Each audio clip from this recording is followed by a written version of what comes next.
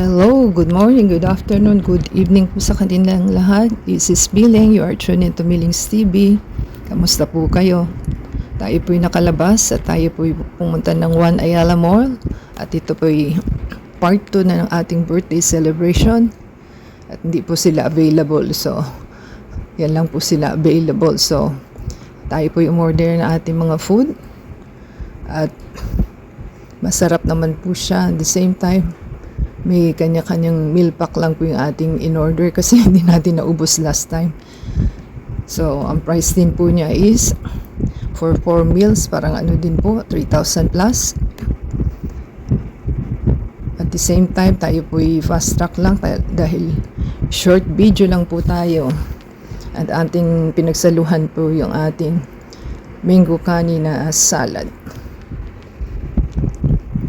So, yan lang po ang kanilang mga type na kainin. So, enjoyin lang po natin ang ating video for today.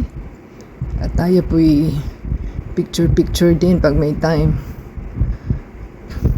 At yan po ang ating mga meals for today. So, after po ng ating pagkain, fast track lang po natin. Tayo po'y nag-dessert, naglakad muna, nag-dessert.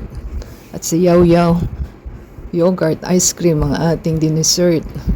At tayo po'y another 1,000 din ang ating nailabas. So, parang 250 something po. May discount pa yung senior na isa.